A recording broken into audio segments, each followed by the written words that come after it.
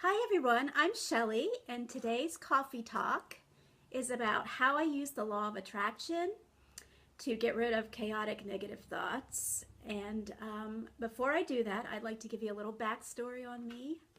Um, I was diagnosed with Asperger's syndrome when I was 28, which means I'm on the autism spectrum. I've suffered from depression and social anxiety for much of my life. It started out around Christmas time when I was about 10, and it just got progressively worse as I got older. I started to withdraw a little bit more into my teens and everything, and struggled a lot at school, and especially in high school. Starting around sixth grade, I started maxing out all my sick days. I just didn't want to be there, but I still got my work done, and I graduated with the highest academic degree that I could have gotten, certificate, degree, whatever. High school was definitely a challenge. It was a hard time for me keeping up with the work. Although I did manage to get a grade point average as high as 3.7, 3.8. By the end of my junior year, I was about a 1.8. So I just missed 62 days. So I just wasn't getting the work done anymore. So unfortunately, my depression had been so bad by then. It had gotten so bad. I withdrew and started 2 years of night school, which I had to make up my credits for my junior year. So I had to go an extra year and graduate a year late. But the good news is I finished with a 4.0 and got my diploma, which was the goal, ultimate goal. I didn't do the ceremony, but I got the diploma, and that was what was the most important thing for me. Unfortunately, my depression was still bad. I wasn't going out much. I did try two college courses. One was Psychology 101, which I did finish and got an A.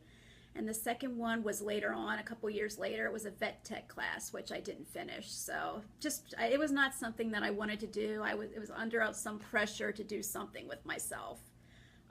I had been doing acting for a long time, off and on. From about 14, I got my first talent agent, and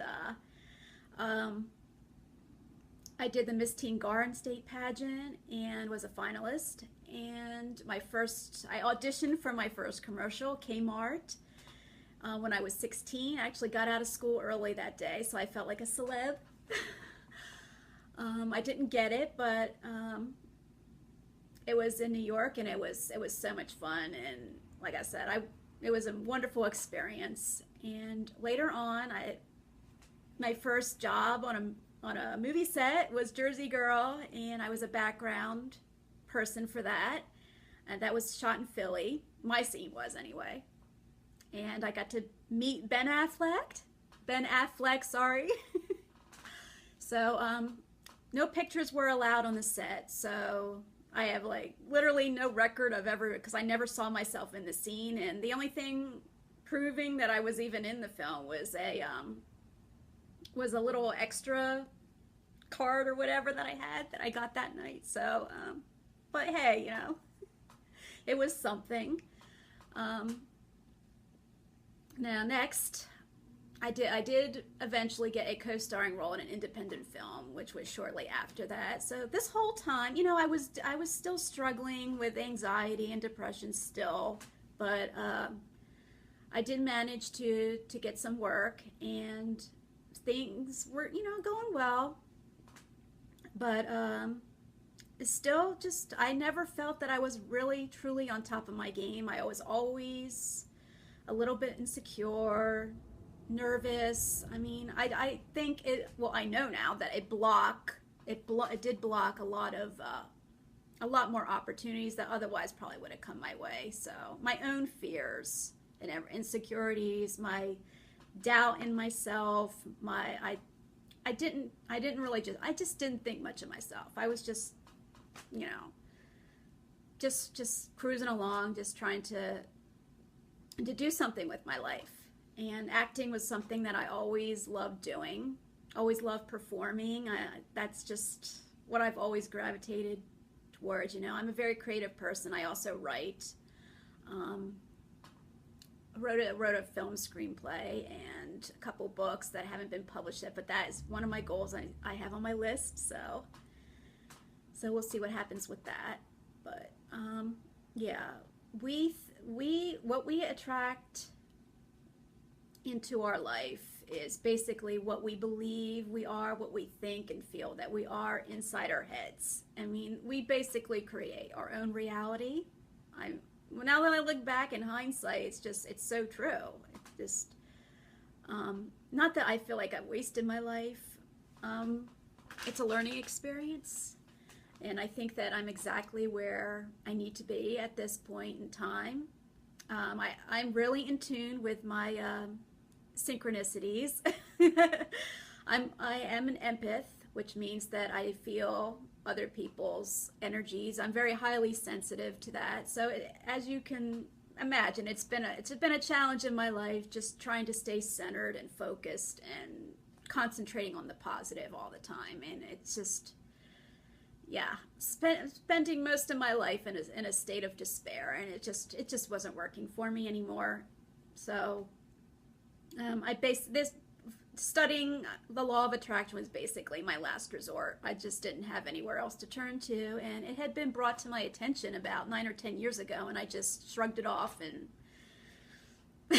I wish I hadn't, but you know, everything happens for a reason. But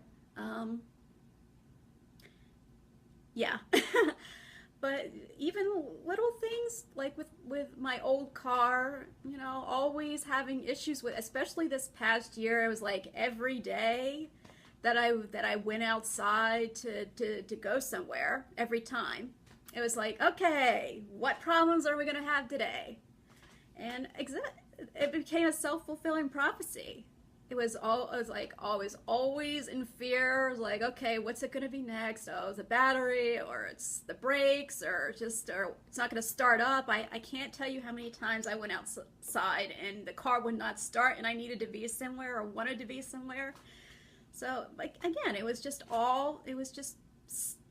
my fears created that reality. So I make sure now when I go out, go out and get in my new car, that I always say to myself, I'm thankful for a healthy car that's working today. And that's really how you have to look at it. I mean, you don't want to always go out and think doomsday and the worst case scenario, because that's exactly what's going to manifest for you.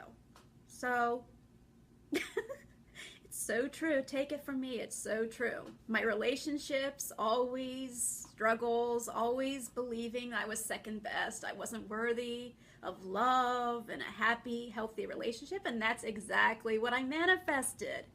That's exactly what I manifested. Every situation was basically the same. So just my own negativities were projected onto the person that I was either in a relationship with or interested in, and that person basically just reflected back what I felt about myself. It's a great way to, first of all, to forgive somebody for doing you wrong, because it's really not their fault. It's just, it really is. It's all about how you view yourself. And if you believe that you're worthy of love, and you deserve a great relationship, and you're worthy of being cherished, that person is going to reflect that right back to you. And you're going to have the most amazing relationship that you could possibly ever dream about, most likely. Well, not most likely, definitely.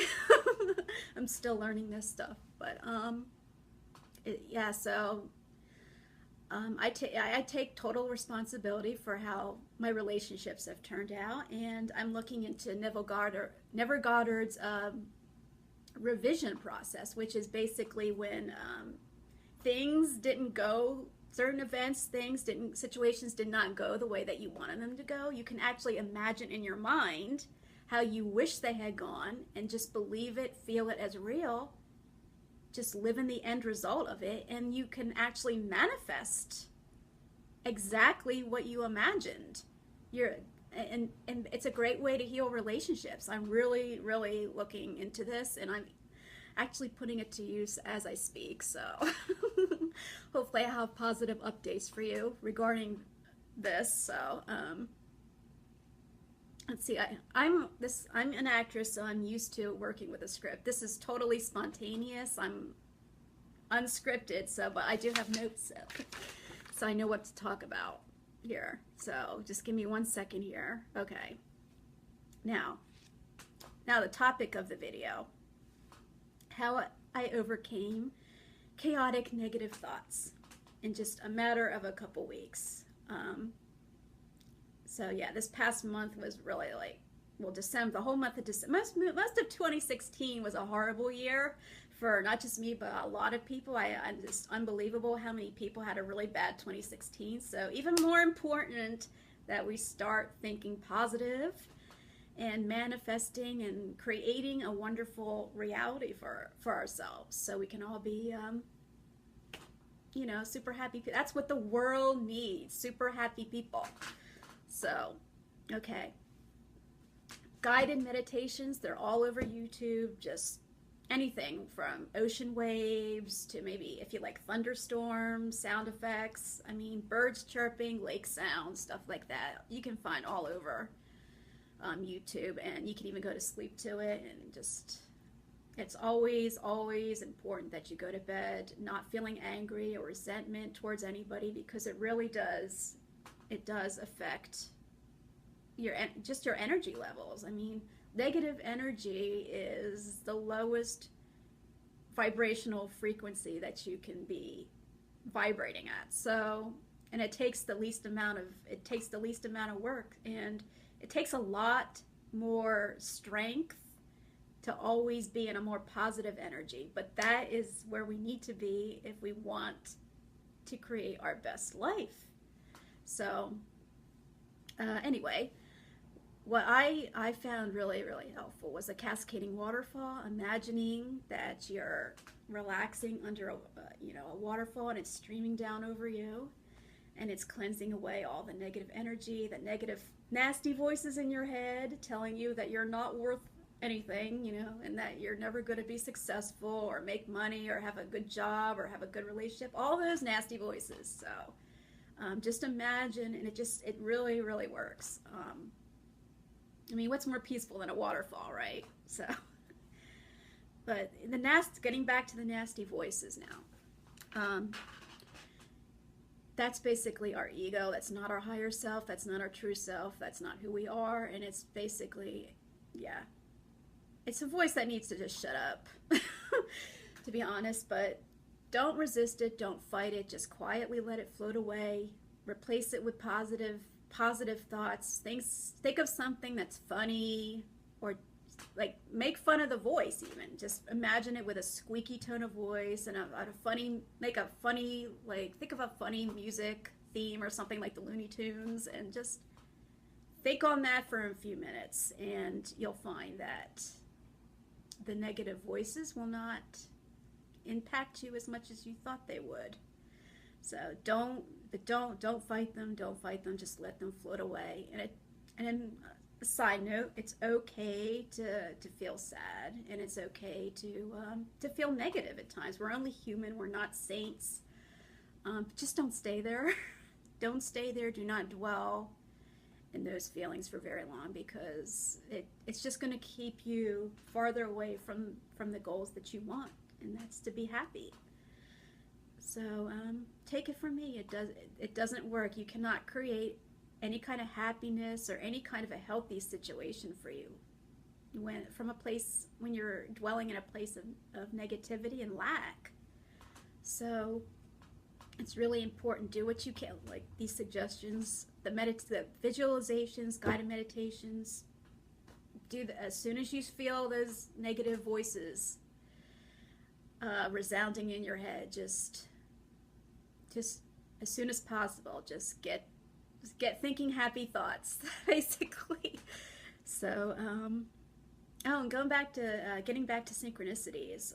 Lately, actually not even lately, but basically all of last year, and probably even before that, I've just been seeing like the number 11 or 111, And off and on, I would see 1111 a lot. Not just on the clock, but on the TV, on the computer, whatnot. And the number 33 is probably the most predominant number that I see, and I literally every day see it like 5 to 10 times or more.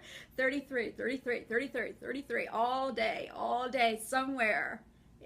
Facebook, I mean, when I did I cleaned my cache the other day with a cookie cleaner, whatever, and 33 megabits, is that how you say it? Megabits were removed. I mean, crazy little things like that. The number always finds a way to pop up for me. So, and I'm still researching more into this, but I think it's basically just the universe getting our attention and just saying, here I am, I'm ready to help you manifest your best life.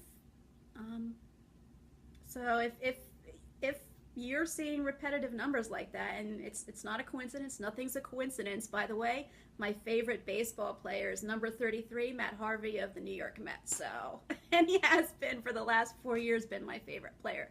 Not a coincidence, people. So, but pay attention when you see repetitive numbers.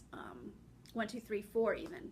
It doesn't have to be the same exact number, but yeah, for me it's number 33 and 111, or just 11 for the most part. So yeah, it means something. The universe is there and trying to let you know that it's guiding us to our destiny, the destiny that we want.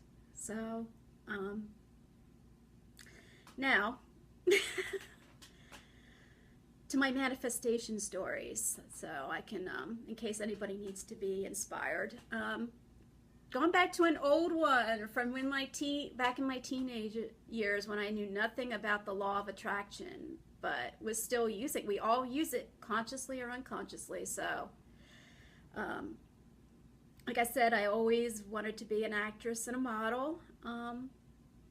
But when I was little, I liked Brooke Shields a lot and Christy Brinkley, and I just whimsically said, I wish I looked like these women. They're just so gorgeous, and I'll never be the same height as they are, but I can be a mini version of them at least. I'm only 5'2" and they're 6 feet, but it's okay. It's all good. I'm still grateful. But yeah, it just without even realizing it, I have a huge imagination, which helps me visualize very well, by the way. But I just over time, because when I was little, I looked nothing like Christy Brinkley or Brooke Shields. Not at all. But when you see my pictures from, say, when I was about 13 or 14, and you fast forward to my pictures when I was 16, 17, there was a huge difference. And it was, my hair, I had gotten perms for a few years, and I let it grow out. And my hair stayed wavy, as you can still see. My hair was completely straight when I was little, completely straight, and it's still thick and wavy, and I do nothing to it except wash it, and brush it with a pick. So, but yeah, my hair was a little bit darker at the time. Started out as a blonde, and it turned brown, and then I just started getting highlights and everything, and eventually colored it completely blonde. So, but back to my appearance back then, my eyebrows started getting fuller, and my face shape changed a little bit. And one day my neighbors, I actually just casually said to my neighbor, I really want to look like Christy Brinkley. I still wanted to look like Christy Brinkley. And she said, you look more like Brooke Shields than you do Christy Brinkley, Shelli. And I actually found a picture of Brooke Shields in the TV Guide at the time, and I cut it out, and I showed it to my mom, and she thought it was a picture of me. So, there you go. 2008, I did a celebrity lookalike quiz on MySpace. I think it was 2007 or 2008, and my top 2 matches were Christy Brinkley and Brooke Shields. So there was a couple other people too, but they were the top 2 by a landslide. So there you go. I manifested, just silly little wish that I made when I was little, and there you go. If I can manifest looking like my two favorite models in the whole world, you can manifest money and a happy relationship and a job that you want. And I'm going to use this end of my video here to announce that I just manifested my first film role in just over 5 years. So I'm just so thrilled about it, being shot in New York this month. So one of my favorite places, obviously. I'm a New York Mets fan, so just wanted to share that news with you. So this has only been a couple weeks of practicing the law of attraction, and there you go. Got my first film role. So excited and so happy, and just looking forward to what else is in store for me this year, because I totally plan on 2017 being the complete opposite of 2016, and whatever I didn't get last year is gonna be in my hands this year. So I hope this video helped. I'm sure I left some things out, but feel free to comment and share your own successful manifestation stories. All positive energy. I love to read it and hear about it because it inspires me, and hey, that's all good. So I hope everyone has a great 2017, and happy manifesting. Create a magical future for yourself. Everything's possible, nothing's impossible. So love you. Lots of love and blessings. Talk to you later. Bye.